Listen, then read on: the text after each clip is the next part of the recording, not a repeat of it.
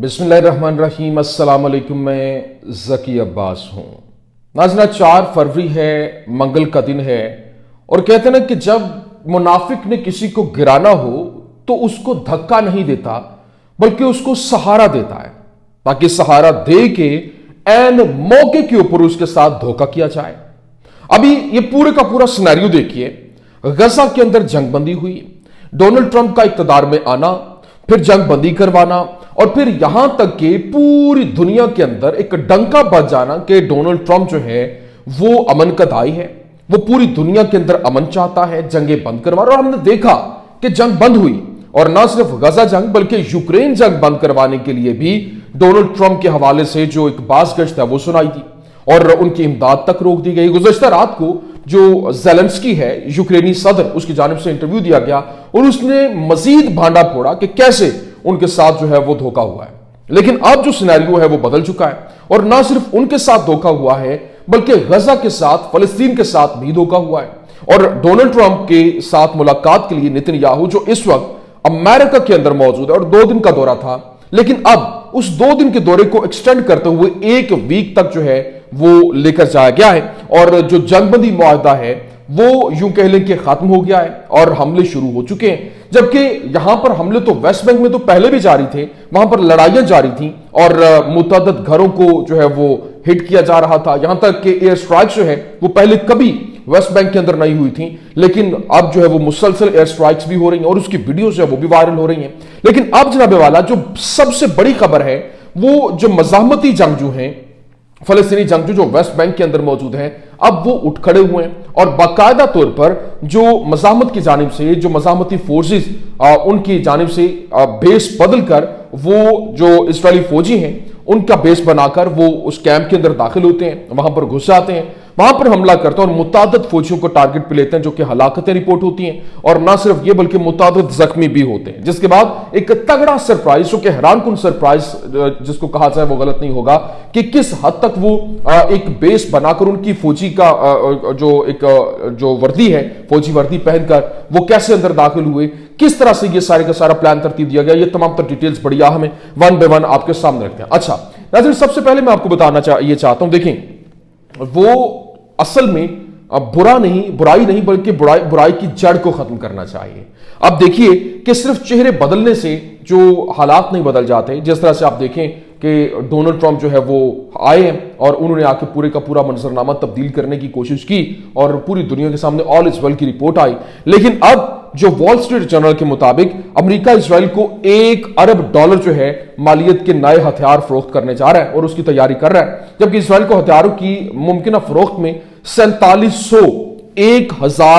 Pound बम जो है वो मिलेंगे, और इसराइल को मुमकिन फरोख्त में बम और दीगर फौजी साजो सामान भी शामिल है, जबकि असलहा की फरोख्त जो है वो $8 बिलियन से तजावुज करने की तवक्को है। आप अंदाजा करें कि डोनाल्ड ट्रंप जब इक्तदार में आते हैं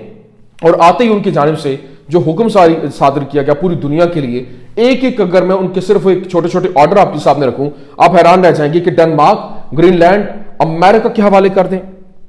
जो डेनमार्क को कहा जा रहा है कि ग्रीनलैंड अमेरिका के हवाले कर दे, कनाडा को कहा जा रहा है कि 51वीं जो अमेरिकी रियासत बन जाए, इसके लिए फिर उन्होंने टैरिफ भी आयद कर दिया 25%, और फिर ये लड़ाई भी जारी है। फिर पैनाम को कहा गया कि पैनामा कैनाल जो है वो अमेरिका के हवाले कर दे। सऊदीया को कहा गया कि अमेरिका में $1 ट्रिलियन की सरमायाकारी की जाए। उर्दन को कहा गया, मिस्र को कहा गया कि गजा के बाशिंदों को अपने ममालिक में ठहराए। मशरिक वुस्ता में इसराइल की तोसी के हवाले से इकदाम किए जा रहे कि उनको तोसी दी जाए। सुबह मैंने अपने पिछले व्लॉग में आपके सामने रखा था कि कैसे जो है वो डोनाल्ड ट्रंप के साथ मुलाकात से पहले जो नेतन्याहू है उसने ये वाज़ेह तौर पर कहा था कि वो उनके साथ मुलाकात के दौरान ये कहेगा कि अब वो एक्सपेंशन चाहते हैं, मतलब जो अपनी जमीन है उसको मजीद बढ़ाना ये चाहते हैं।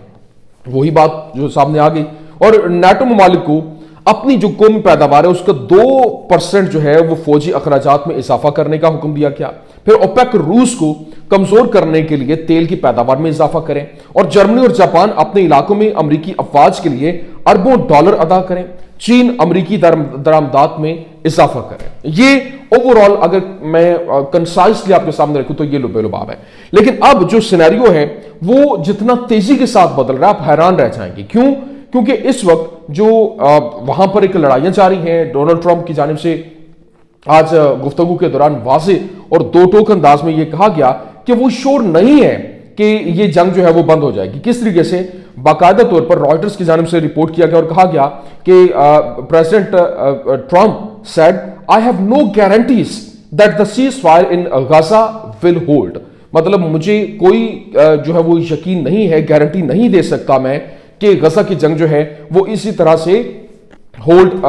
رہے گی, اس طرح سے جو ہے وہ آگے چلتی رہے گی. مطلب یہ معاملات جو ہے وہ بدل چکے اور یہ حکم جو ہے وہ ہو چکا ہے, کیونکہ ایک بندہ جو واضح اور دو ٹوک انداز میں یہ کہہ رہا ہے, جب اس سے سوال کیا جاتا ہے, اس سے پوچھا جاتا ہے کہ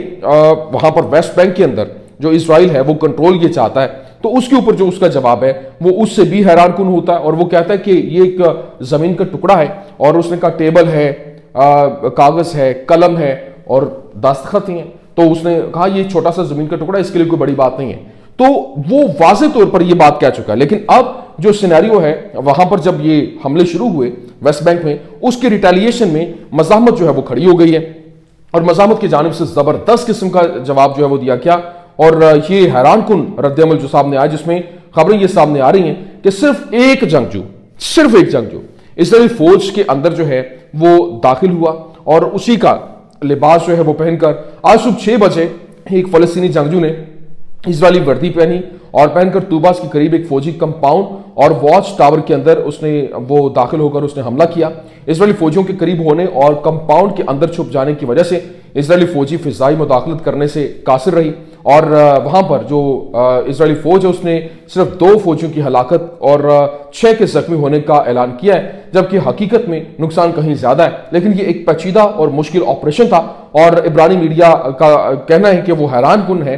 کہ یہ کس طرح سے ایک ہی مزاحمتی لڑاکا فوجی کمپاؤنڈ اور واچ ٹاور پر حملہ کرنے میں کامیاب ہوا, اور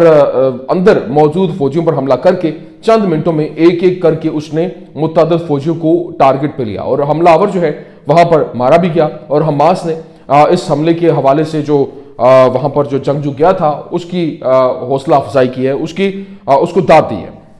لیکن اب جب ایک فلسطینی مزاحمتی جنگجو نے مغربی کنارے کے اندر طوباس کے شہر مشرق کے اندر تیاسر چوکی کے اوپر ایک پیچیدہ یہ آپریشن لانچ کیا, اور اسرائیلی فوج کی ابتدائی تحقیقات کے مطابق یہ کاروائی 2 مراحل کے اندر ہوئی ہے. پہلے خود چوکی پر اور پھر فوجی چوکی کے اوپر ہوئی, اور مبینہ طور پر جنگجو نے بلٹ پروف جیکٹ جو ہے وہ پہنی ہوئی تھی, اور وہ فوجی کمپاؤنڈ میں گھسنے کے اندر کامیاب ہوا, جہاں اس نے احاطہ کیا اور اسرائیلی فوجیوں پر فائرنگ کی, جس کے نتیجے میں 8 فوجی جو ہے وہ نشانہ بنے, جس میں سے 2 کی حالت تشویشناک ہے, اور کچھ رپورٹس یہ بتاتی ہیں کہ 2 جو ہے وہ جان کی بازی ہار گئے ہیں.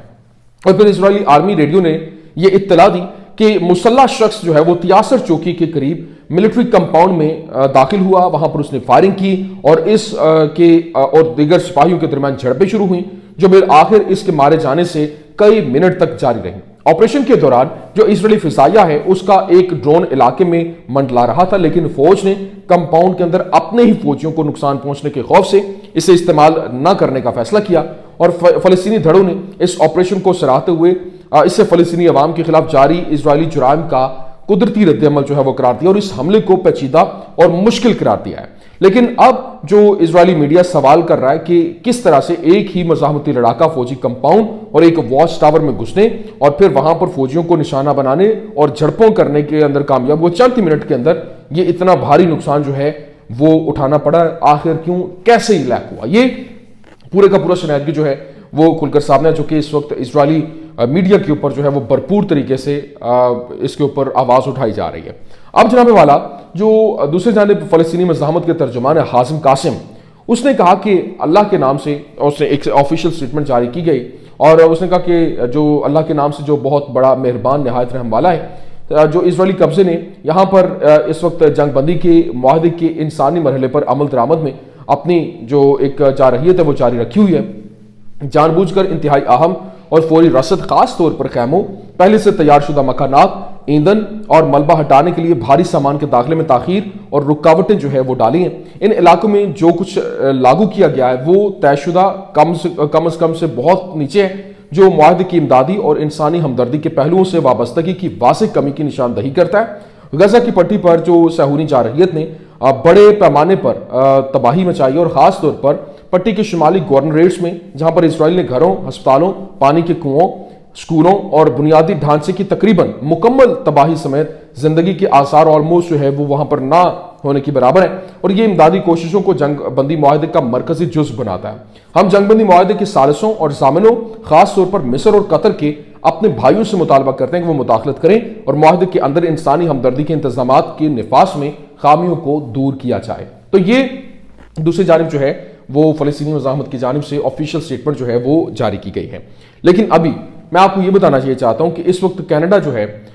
وہ امریکہ کے سامنے کھڑا ہو گیا ہے، اور امریکی مصنوعات حالانکہ سستی ہیں لیکن آزادی کی قیمت مہنگی ہوتی ہے۔ کینیڈا کے اندر سرکاری میڈیا کے ذریعے امریکی مصنوعات کی بائیکاٹ کی مہم جو ہے وہ شروع ہوئی ہے، اور یہ مہم کینیڈین مصنوعات پر کسٹم ڈیوٹی عائد کرنے میں ٹرمپ کے اس فیصلے کے جواب میں شروع کی گئی ہے۔ یوں کہہ لیں کہ جو زندہ قومیں ہوتی ہیں وہ اس طرح سے ڈیسیجنز لیتی ہیں۔ ابھی آپ اندازہ کریں کہ جو اس وقت سرکاری میڈیا آفس ہے اس کی جانب سے رپورٹ کیا گیا اور بتایا گیا کہ اسرائیل نے انسانی ہمدردی کے پروٹوکول کے نفاذ کو روکا ہے، اور اس وقت جیسے جیسے غزہ میں انسانی بحران جو ہے وہ سنگین ہوتا جا رہا ہے، اسرائیلی جو اس وقت کہہ لیں کہ حکومت ہے وہ جنگ بندی کے معاہدے کے ایک حصے کے طور پر طے پانے والی جو انسانی پروٹوکول ہے اس کے مسلسل خلاف ورزی بھی کر رہی ہے، اور معاہدوں کے باوجود اسرائیل اپنے وعدوں کو برقرار رکھنے میں ناکام رہا، جہاں پر جان بوجھ کر غزہ کے اندر جو فلسطینی عوام ہے اس کے لیے فوری طور پر درکار انسانی امداد، پناہ گاہوں اور امدادی سامان کے داخلے میں تاخیر اور رکاوٹیں جو ہے وہ ڈالی جا رہی ہیں۔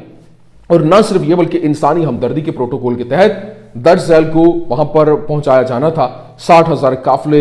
2 لاکھ عارضی خیمے بے گھر فلسطینیوں کو بنا دینے کے لیے جن کے گھر اور محلے اسرائیلی حملوں کی وجہ سے تباہ ہوئے، اور پھر روزانہ 600 امدادی ٹرک، اور نہ صرف یہ بلکہ ایندھن اور گیس کے 50 ٹرک 7 دن کی مدت کے اندر 4200 امدادی ٹرک جو ہے وہ جانے تھے، اور ضروری انسانی، طبی اور شہری جو دفاع کا سامان، ملبے کو ہٹانا، بنیادی ڈھانچے کی مرمت، غزہ کے پاور پلانٹ کو دوبارہ فعال کرنا اور انسانی خدمات کی بحالی۔ اور اسرائیل جو ہے وہ اس وقت اس طرح سے وہاں پر اپنے وعدے کے اوپر قائم ہوتا دکھائی نہیں دیتا، اور پھر جو رکاوٹیں ہیں وہ ڈالی جا رہی ہیں، عمل درآمد روکا جا رہا ہے، انسانی جو تباہی ہے وہ مزید بڑھ رہی ہے، اور غزہ میں شہری مصائب کا شکار ہے، اور یہ مزید گہرا ہوتے جا رہے ہیں، اور پھر سنگین اور بے مثال وہاں پر نتائج خطرناک قسم کے سامنے آ رہے ہیں۔ اور پھر اسرائیل جو ہے اس کو لے کر کہا جا رہا ہے کہ ہم جو وہاں پر فلسطینی اور سرکاری میڈیا آفس ہے اس نے باقاعدہ طور پر مطالبہ کیا ہے کہ وہ امریکہ اور جو اسرائیل ہے ان کی وعدے ان کو یاد دلا رہے ہیں، اور کہا جا رہا ہے کہ اپنے وعدے پورے کریں۔ ہم ضمانت دینے والے فریقین اور بین الاقوامی اداروں سے جو ہے وہ پرزور اپیل کرتے ہیں کہ وہ انسانی ہمدردی کے جو پروٹوکول ہیں ان کے فوری نفاذ کو یقینی بنانے کے لیے اپنی ذمہ داریاں پوری کریں بغیر کسی شرط یا پابندی کے، جیسا کہ اصل میں اتفاق ہوا تھا۔ تو یہ جناب والا اس وقت کا سینیریو ہے، یہ اس وقت کے حالات ہیں، میں نے کہا میں آپ کے سامنے رکھ دوں۔ امید کرتے ہیں ویڈیو آپ کو پسند آئی ہوگی، پسند آنے کی صورت میں لائک کیجیے، شیئر کیجیے، اور ہمارے چینل کو سبسکرائب کرنا مت بھولیے گا۔ شکریہ۔